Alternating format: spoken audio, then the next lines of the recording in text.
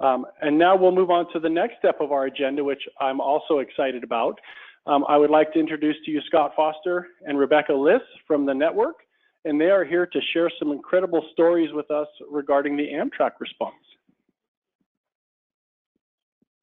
Thank you. Good afternoon, everyone.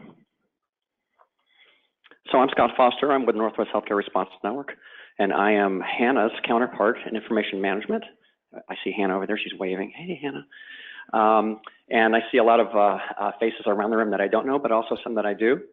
And so I'm really happy to be here. I want to introduce my colleague, Rebecca Liss. Thanks, Scott. Can you hear me? Okay. My name is Rebecca Liss. I'm the Western Washington Planning Support Coordinator. Marin is my counterpart, also here today. I can't find her. There she is. And I played in this response. I was the planning section chief for our healthcare coalition. Scott was our liaison officer who was out in the field. So we're going to give you kind of two different perspectives. But we want this really to be interactive. So we have some slides, we have some things to show you and to tell you about. But please feel free to ask questions throughout. Do not hold back. We want to answer them. We want you to get the most out of this as possible. We can listen to ourselves all the time. So anything that you want to know about this incident or about patient tracking, about planning, response in general, just feel free to let us know. So we're going to go back and forth. Scott's going to lead us off. Yes, we're going to try this. We'll see how this works. So obviously, I'm from Western Washington, and we're in Eastern Washington. So I did want to talk about some basics about the incident that we were involved in and kind of lay the frame of what we're going to talk about today. So it happened on December 18th in 2017. It's roughly 7:30 in the morning, and we had an Amtrak 501, which was moving southbound at a fairly high rate of speed that I'll talk about in a minute here. And as it crossed Interstate 5 in DuPont, it came off the rails, and part of it ended up in the road, as you can see here. Quite graphic picture there. The train consisted of a locomotive, a power car, 10 passenger cars, which were fairly occupied at the time, and a luggage car. And it was traveling at 78 miles an hour when it came off the rails.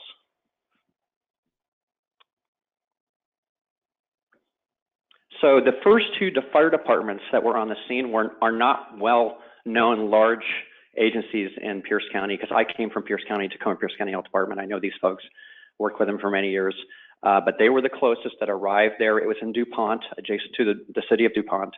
And so DuPont and Madigan Fire EMS both arrived almost simultaneously. They set up area command, and they ran the incident for the first 2 hours until they started to get help from the rest of Pierce County and Thurston County. And did a great job, I might add.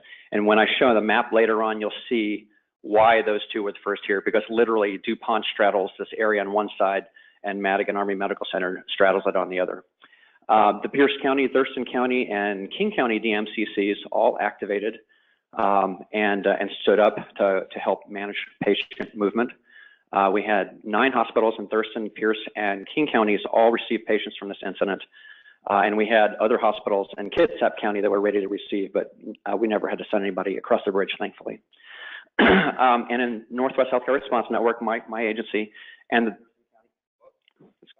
Healthcare Coalition activated to support healthcare. So this is a good kind of slide to show you where this happened. And as you can see, Joint Base Lewis McChord on one side of the incident and DuPont on the other. Fortunately for us, right next to where the incident occurred, literally right next to it, is a large golf club. And that is where we set up the incident command post, where we did most of the work for the next, for me, for the next day, but first responders and investigators for the next 2 days. So anyway. And this is an aerial view looking at the train, and this is looking southbound. So this is I-5 southbound, and you can see the train crossing here. And that is exactly the spot where it came off the rails right there. And this is an opposite view looking northbound. Now, it took me a while to realize what this is right down here. This is actually the lead locomotive, and it is completely smashed to bits. There's almost nothing left of it. And it shows you the force that was exerted on the people on that train and the things that it hit when it came off the rails. So I'm going to try to run this YouTube. I don't know if it'll work. We'll see. Whoop, what happened here? this is provided by King 5, and it's a nice little animation that shows you roughly what happened.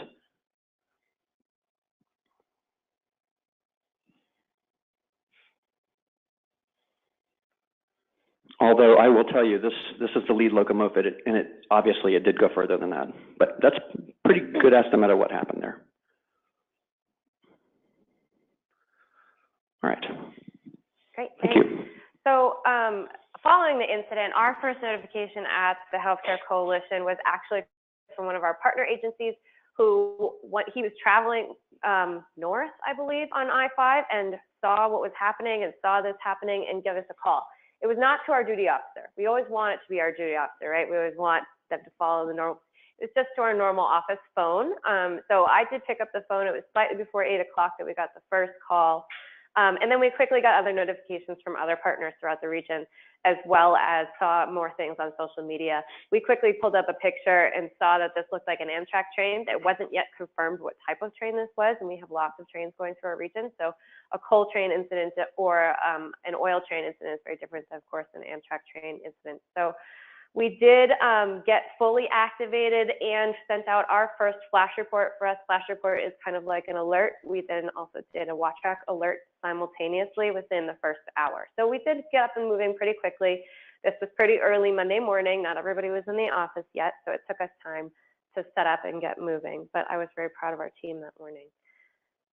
We did activate patient tracking by about 8:58 a.m. So you saw in the previous slides that Scott presented, this happened about 7:30. So about an hour and a half into it, we activated the regional patient tracking process and module using WatchTrack. And I like to think of patient tracking as a process, so I'm going to talk about the process.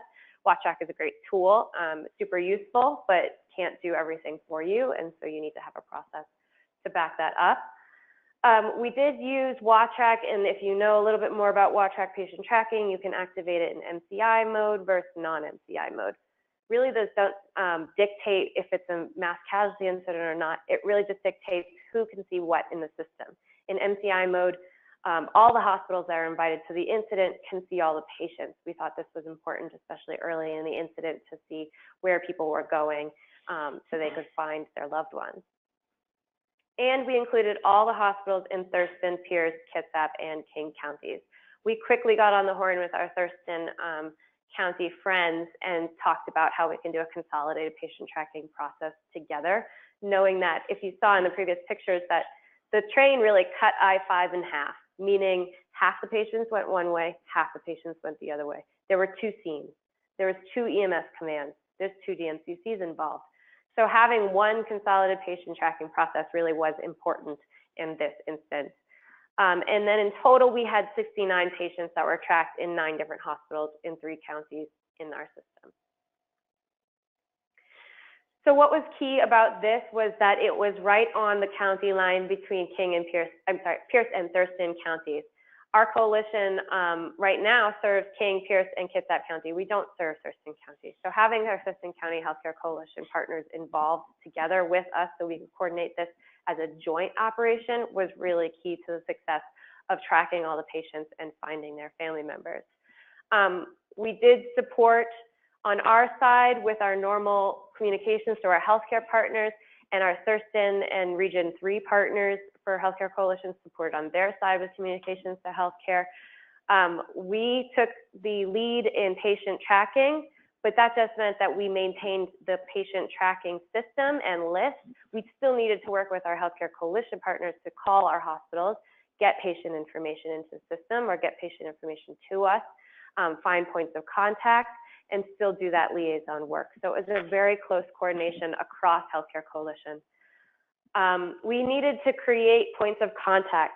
So this was something that we learned in our previous MCI response, which was the Aurora bus duck incident in 2015, is having a clear point of contact at each hospital that receives patients for Amtrak and NTSB, as well as other community partners, is key to shut down the overload of communications that may go back and forth, but also funneling them to the right person. Just calling the normal line at a hospital may not get you the person that can answer that question. So making sure that there's somebody on the other end that can answer those questions and meet those partners when they come to their facility. And then we had to continually update numbers of patients that were involved. This was key for both our regional response, but also as requests came in for that information. We offered 2 methods to do patient tracking with our partners. One was WATRAC, and Pierce County, which has been a leader in WATRAC patient tracking across our state, has luckily been very well trained in this process. So most of the hospitals in Pierce County felt comfortable going into the WATRAC system, updating their patients, et cetera. Some of the other hospitals were not as well versed in that system as it continues to be rolled out. So we offered a paper-based process where we sent them a form and they faxed it back. And we have a hardline fax within our office that we maintain so it's HIPAA compliant so hospitals can provide that information to us. And they would continually fax us updates as people were discharged or transferred, et cetera. And this all really was timely, as at the same time from the Western Washington planning side, we were starting to build a framework for how do we do patient tracking as a Western Washington area? How do we do it across healthcare coalitions, across counties? And that conversation actually was already planned to be right after this incident, but really did feed from this incident on how best do we coordinate together. And that process has been going forward really quickly. Scott's going to talk a little bit about his role. And I have to tell you too that Wendy Reif is the DMCC manager in Thurston County, and I had just trained her in WATRAC alerting 2 weeks before this incident, and she sent her first alert, and she actually beat me to the punch, sent it right out at just past 8 o'clock. It went out with the first alert, and I was so excited to see that. So anyway, good partners in Thurston County. So I was the liaison officer that was deployed to the Amtrak scene. Amtrak actually requested us to be there to assist with the patient reunification process and with the patient tracking module. So I was dispatched down there, drove from Tukwila down there. Washington State Patrol had thoughtfully been briefed by Amtrak that I was coming. So when I got to the first roadblock, instead of having to drive 5 miles out of the way, they let me through the roadblock, and I drove down I-5 with no other cars. It was very odd, to the next off-ramp where the incident scene occurred. And that off-ramp, as I was turning right, that was my first moment to actually see the incident. And I had seen it on television, but I have to tell you, viscerally, it made such an impact for me to see these trains in the middle of the road, in middle of I-5, on that stretch of road that I've driven many times going to Olympia. So I turned to the incident command post, reported to the liaison officer there, as liaison officer to the Amtrak staff, and the deputy ops chief met with me there. And my initial assignment was to do manifest reconciliation. So comparing the manifest of who was on the train with the patients arriving in the patient tracking module. So, and you know, all of us are kind of very deeply indoctrinated coming out of healthcare and public health about HIPAA. And so first thing I was concerned about was, where am I going to do this where I can do it securely? And they immediately put me at ease. They had basically found this room with no windows. It was a huge closet is what it was, to be honest with you, because they had unpacked all of the chairs and tables in this building to set up for all the first responders. And so we were in a closet with signage on the door indicating that you couldn't enter the room. And that's where we started to do our reconciliation with the manifest. The staff that were there were NTSB staff, Washington State Patrol, and they were involved not from a criminal perspective, but because they were involved with trying to find out where all the victims went from the cars that the train fell on in the roadway. And then our deputy ops chief was there reporting to the incident commander there, and Pierce County Department of Emergency Management activated their incident management team there. I was actually very reassured when I arrived and saw them there, because I know all of these individuals, and they ran a great tight incident command post there. And so we started to use a WATRAC patient tracking module, and through phone calls and emails from the HEC and Rebecca, our planning chief, I was able to do a lot of the things that I normally wouldn't have been able to do. And I tend to think of myself as kind of the point of the spear in this. I'm out there, but all of these wonderful staff in our team are back there doing all of the hard work. So anyway, I just want to mention that to you. And then we had some connectivities issues there. So if you can imagine, if you took 50 agencies and crammed them into a golf club, which had actually a pretty good wireless network, but they basically just completely inundated the network. It wouldn't function. Later on, Amtrak provided me a hotspot, and that was one of our learnings that I'll talk about. But Rebecca actually ran the first patient tracking module report for me to share with the incident commander there in Amtrak. So the reconciliation, yes, sir.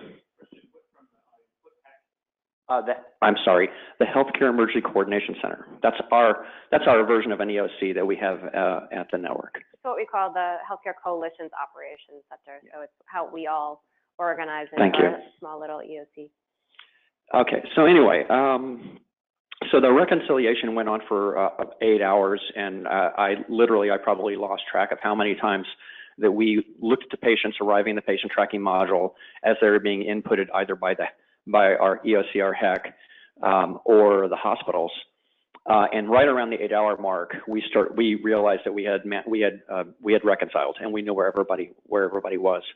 And I will tell you that Amtrak told me privately that's the first time that they've ever done that in history, is reconcile a manifest that rapidly. So that was pretty cool.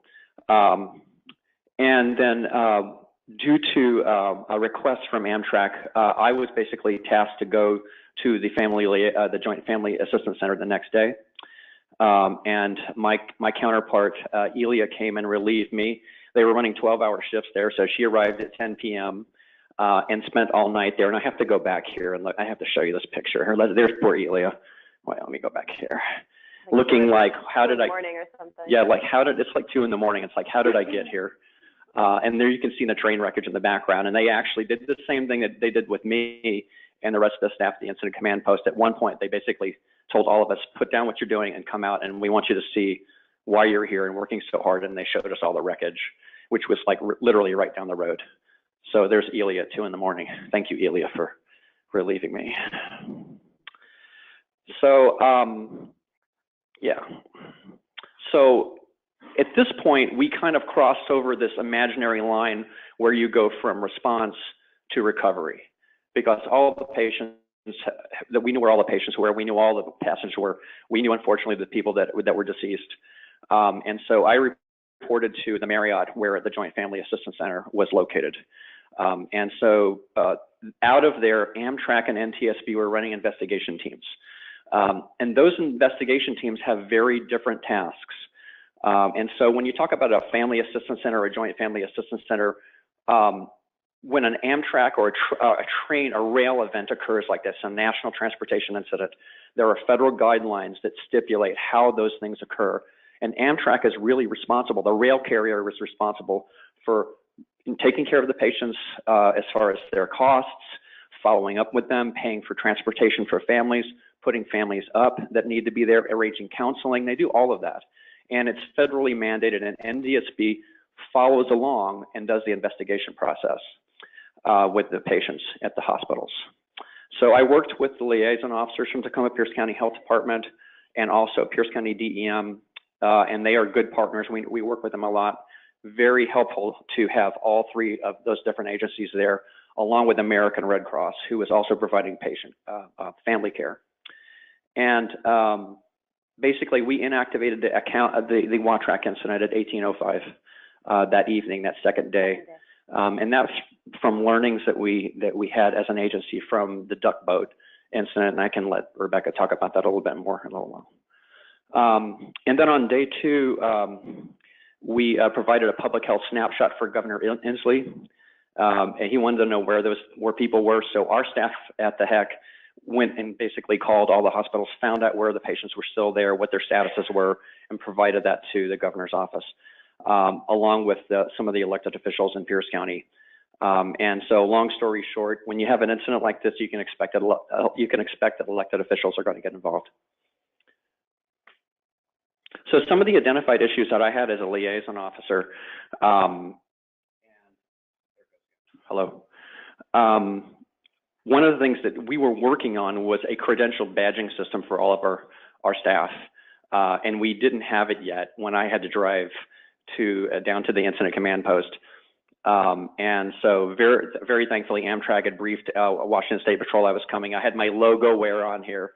and he said, okay, you belong here, so he let me through. But from there, we instituted a credentialed program for identifying all of our staff, and it is very helpful to when you're trying to go through a police roadblock. At the incident command post, it was very chaotic, and I immediately, as liaison officer, I have to tell you, I utterly failed. I tried to write as much as I could down, but there were so many things going on with so many different types of agencies involved in this thing that I will do better next time. I'm gonna have a nice logbook and I'm gonna carry it. And then with the connectivity issues we had were both at the incident command post and also at the Joint Family Assistance Center, were just due to the fact that you had so many agencies crammed under the same roof. And so that's definitely a learning that we're gonna travel with a hotspot from now on. And then I think Aaron Resnick is one of our managers.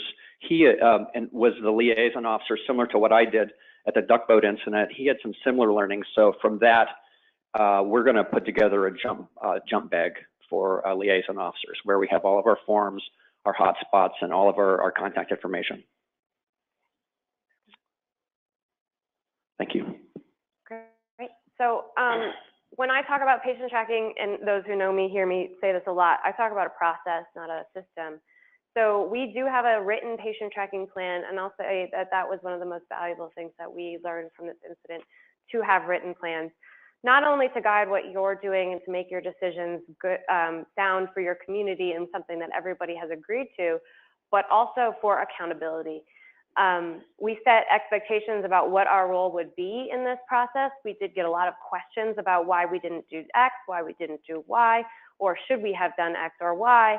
And we really looked back to our plan and said, nope, this is what we all agreed to. This is the process we agreed to. This is the part that we played. And this is how we connected to those that needed to do those roles. It's critical to have two processes for patient tracking. WatchTrack is fabulous. I love WatchTrack. I'm a huge fan. But not everybody's able to get into WatchTrack. Not everybody's trained on WatchTrack. Not everybody knows or has internet in the moment. And so having a paper-based backup is critical. We did have a form that we used and a fax machine that we used. I'll say that fax machine is new, or was new at the time of this incident, and we love it now because it is the best lifeline to hospitals these days in a secure way. Internet is not secure. Phone is difficult when you're taking patient information, so true name, spelling, not reversing first and last name, not reversing where they are, things like that is much easier if you actually have it written down and faxed to you.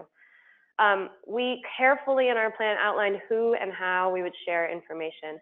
I think this is something that we'll continue to refine, but it was critical for informing both our liaison in the field, but also our leadership internally about who we share patient information with. We all know hospitals are bound by HIPAA. We at the Healthcare Coalition and the public health departments are not. So we want to respect the spirit of HIPAA and make sure that we're only providing information that's critical to family reunification or patient care, and that patients have a right to not give their information if they choose to, especially to entities like Amtrak. Sounds like Amtrak should be always involved. NTSB is the investigated entity here. Amtrak is there to help provide support to those families, and those families can opt out of that support and not provide their information to them. It's critical to define the end of tracking. Tracking can go on forever. It could just linger and linger and linger. Some people want to end it when all patients are discharged. That could be weeks, months, years down the line. Never happen. So it's critical to define what end of tracking is and have that guide your operations. In the Aurora bus crash incident, we had patient tracking open a couple more days than we did this one. What we learned is it's a burden on healthcare to continually update if it's not serving the purpose of family reunification. So when we reunified those families, when we reconciled that manifest with Amtrak and they were able to connect to all the families, that's when we determined was end of patient tracking. Follow-up interviews and investigating officials. So we did get questions from our Amtrak and NTSB partners after the incident or just after the incident of what was your plan? Did you follow your plan? Did you find issues with your plan? What did you use going forward? And having a written document that you can fall back on was critical in those conversations. That yeah, we had a plan. We all worked together. We followed our plan. you know, these are the things we learned from it and things we might change, but overall, we did have that plan.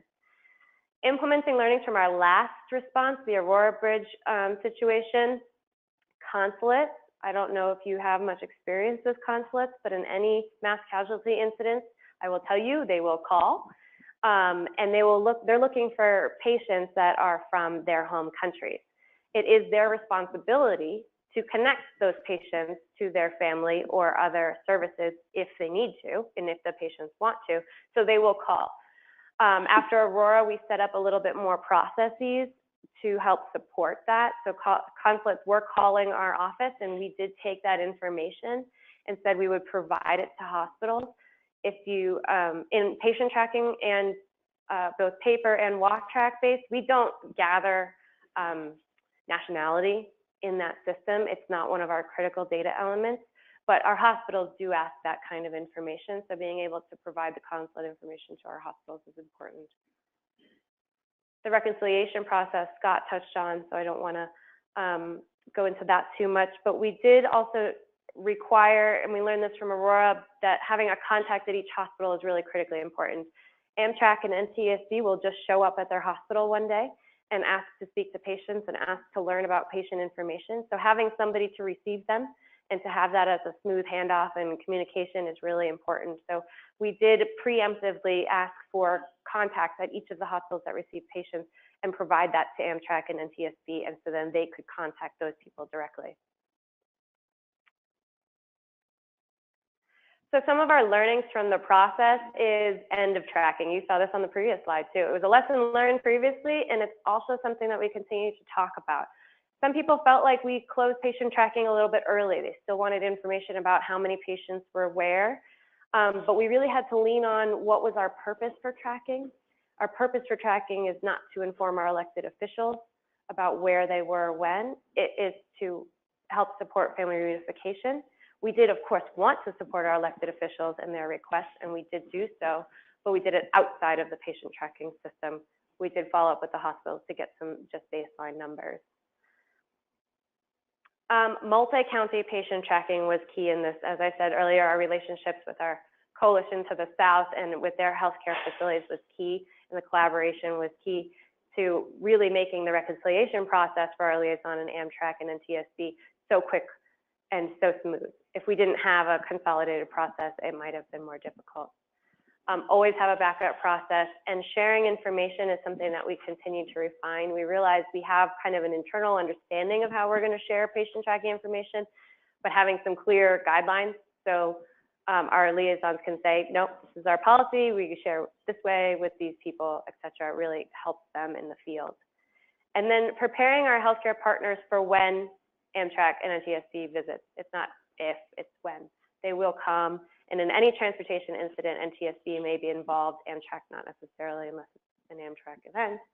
But just expectation setting of them that they will come, and this is what they're interested in talking to you about and why, and this is a good contact, and having 24-hour contacts at your hospital, because ironically, NTSB likes to come at night or really early in the morning. And so having a 24-hour contact at the hospital that they can talk to is great. Preparing everyone for difficult conversations. This is something that I learned last time in the response, and something I did learn again this time. Emotions are high. People are injured. People are deceased. People are looking for their family. It's difficult to answer the phone and have a hospital partner tell you that they have somebody who's critically injured and not doing well, and they're searching for their son, and I can't tell them where they are. It's a difficult conversation, but preparing yourselves and also creating that support network with the staff and the community is really important.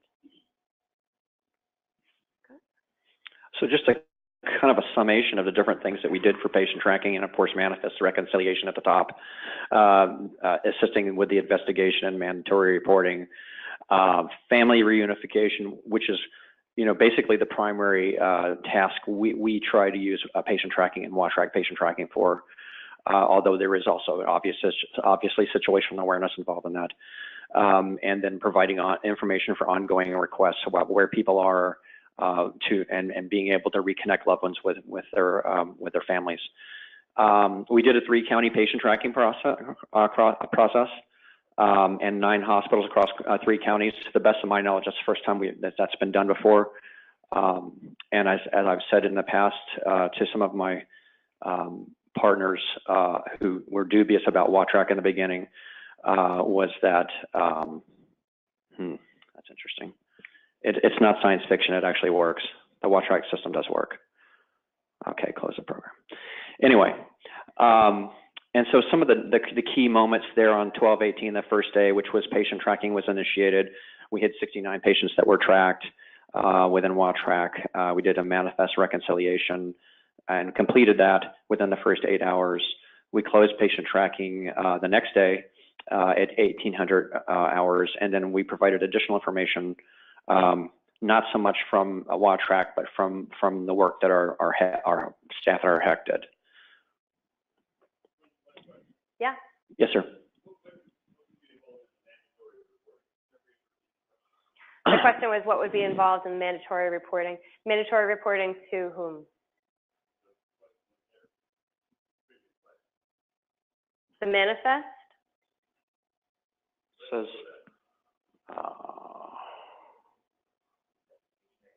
investigation, yeah. Oh, investigation, mandatory reporting.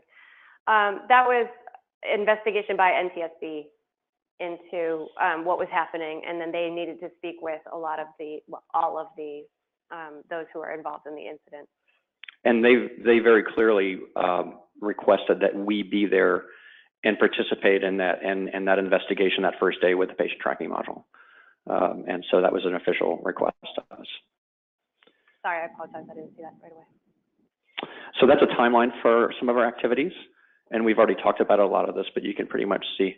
One of the things I don't have on this timeline is we also activated a command center module, chat room related to the incident where we were sharing situational awareness with partners. So we had basically 3 components of WATRAC running simultaneously: the alert manager, the command center chat room, and also the patient tracking module.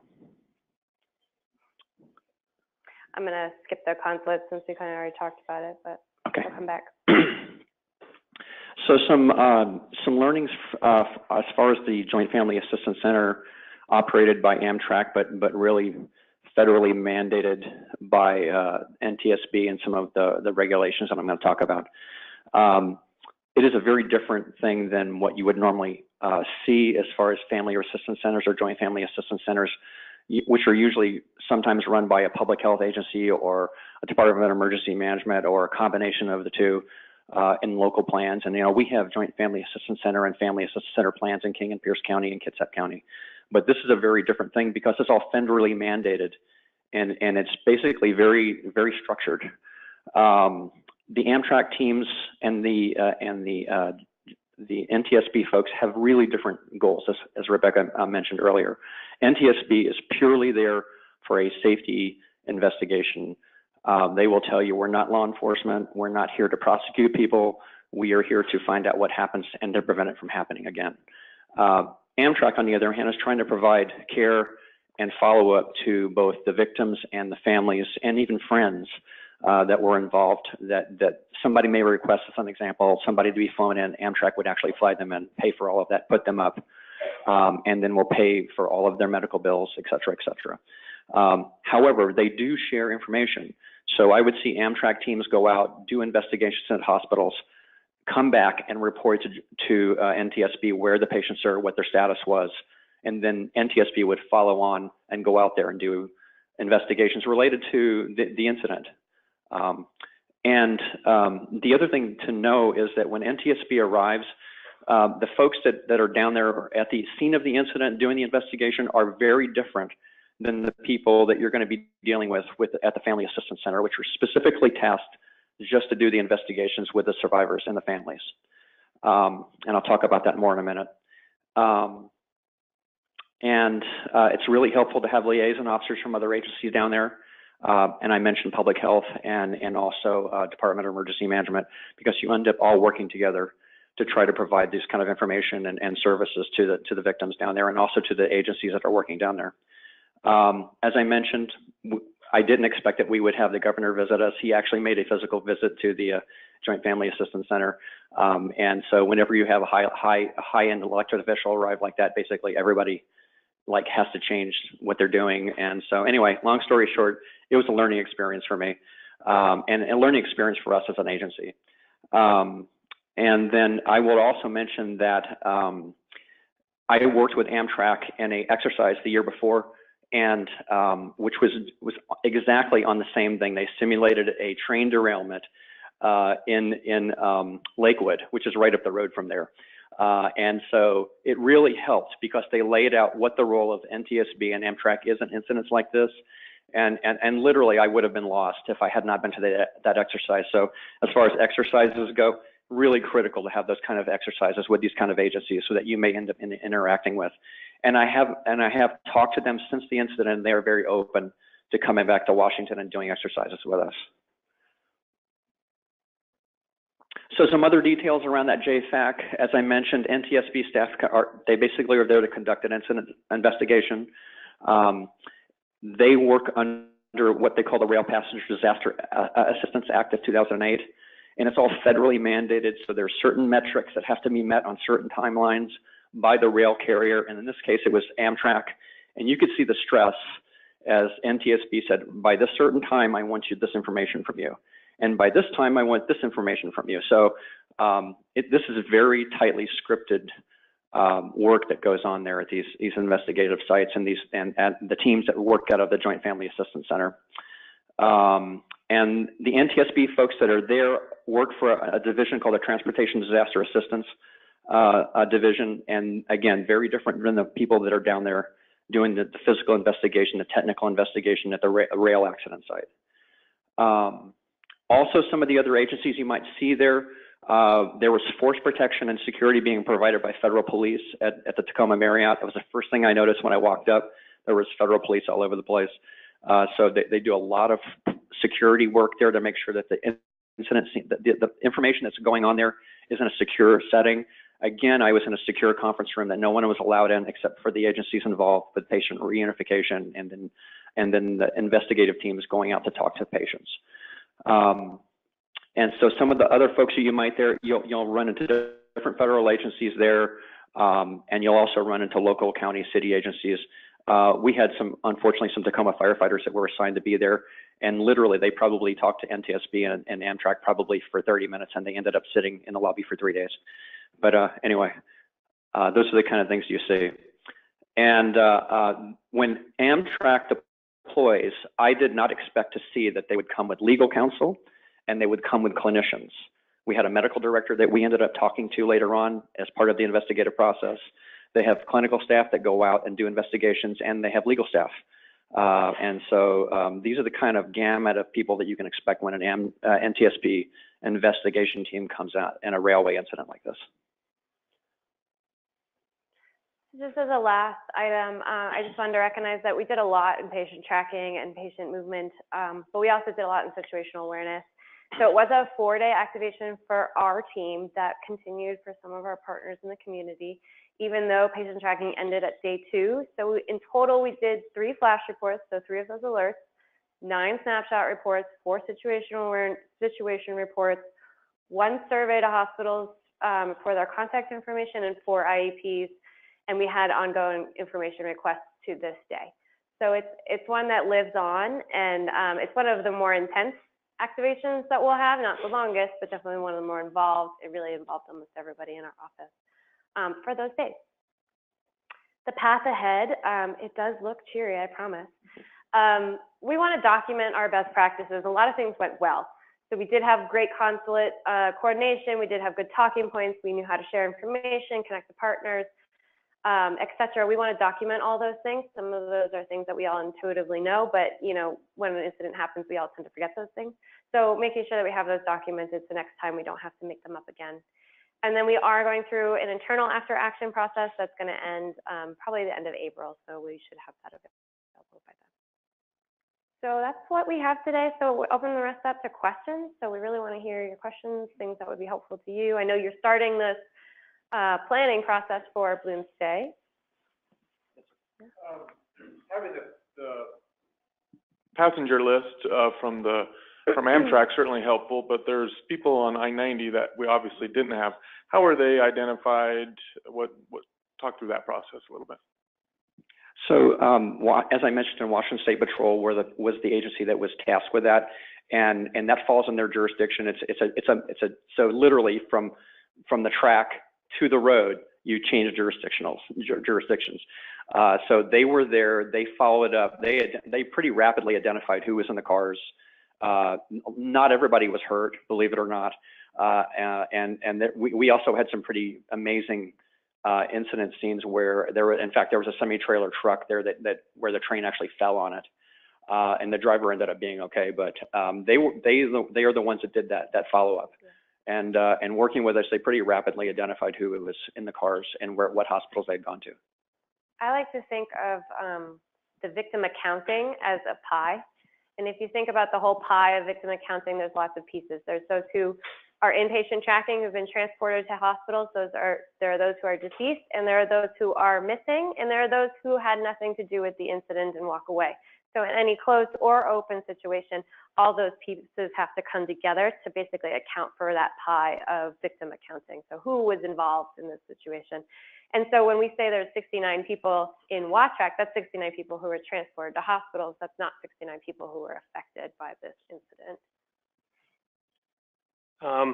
With regards to the decedents, how were you tracking them and how were they identified? And in terms of reunification, in terms of getting that information out to the families of them, who was handling that? Was it your agency or was it the medical examiner's office who was spearheading that? Actually, it was Amtrak that did that contact. Now, the medical examiner was involved, but they knew pretty early on, unfortunately, who it was they thought was deceased. One of the victims remained in one of the cars that was unstable. It was broken in half, and it took them a while to get him out of there. But we pretty much knew, probably by hour, I would say about 5 hours into the incident, who was deceased, and that information had been communicated by Amtrak to the medical examiner. And I can't tell you exactly who called the families first, to be honest with you.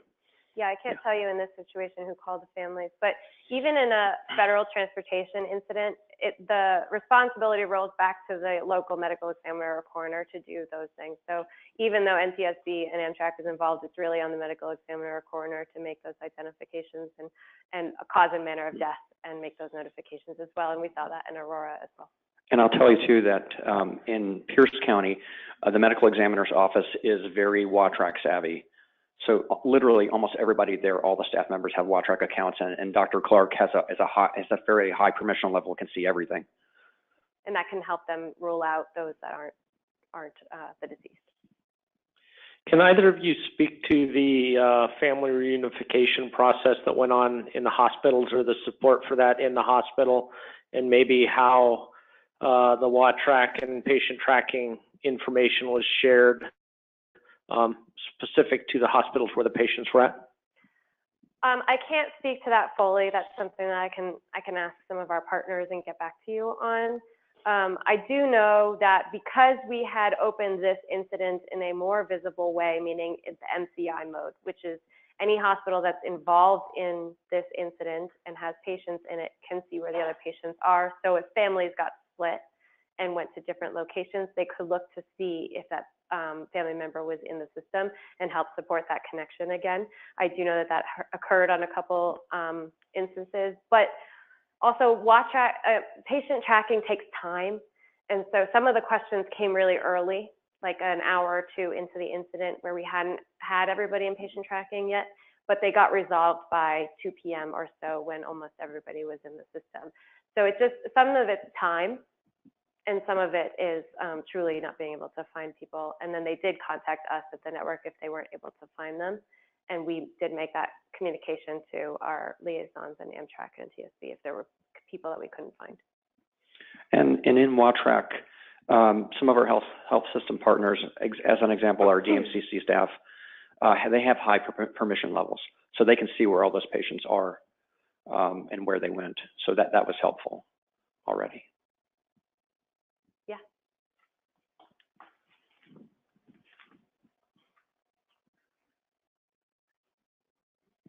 I have two short questions. I think I'm remembering that initially the Red Cross set up a family reunification center in DuPont almost immediately. Is that correct? Okay. And were you guys involved in any of that at all? No, it was just an initial gathering. It was an initial gathering spot for basically green patients and people that were not injured to go in. So they kind of set that up initially. It wasn't so much as a part of the incident command process. It's something that they offered to do for Amtrak. The other thing I would mention about the Red Cross is that they are hardwired in to the Amtrak plans for a response to incidents like this. So not only will you see them doing things like this right after the incident for the people that are not injured and the families, but they also are the ones that the Red Cross also does all of the follow-up counseling and providing clergy and that type of thing for victims. Yeah, and they did that also specifically because it was pouring rain that day. So to get people out of the rain was really important. Which was nice. And in general, our role here at the Healthcare Coalition is not to run or to really be part of the running of the Family Assistance Center, but just to be that connection to patient tracking and those that are in the hospitals. So we still did maintain that, yeah. How was it decided how the patients got disseminated to the hospitals? Who decided that and where they went? That's the role in our region of the DMCC. They do that patient, and we're not going to get into today kind of some of the learnings from that side, but they did. We did have 2 DMCCs stand up, and they did disseminate patients that either went south or north because the site was cut in half physically. They did determine where those patients went to the receiving facilities. Yeah, and that site is literally almost on the border of Thurston County and Pierce County. So in some ways it worked out well because we had DMCC support and fire and EMS support fairly rapidly for that particular incident. Did you have something else you wanted to ask? Are you guys connected in with WebEOC, and did you use WebEOC for this incident? We don't necessarily use WebEOC. We at the Healthcare Coalition don't, but if we are deployed, like when we were deployed to Seattle EOC, we were connected to their WebEOC. Yeah. I don't believe Scott, I'm gonna look to you. Pierce County doesn't tend to use WebEOC, correct? Yeah, they do. They do now. And if you're a liaison, they let you use their system at a very basic level, but yeah, they also do. As the deployed staff, we would, but internally we don't use WebEOC. Yeah. Any other questions? Great questions. Yes, sir.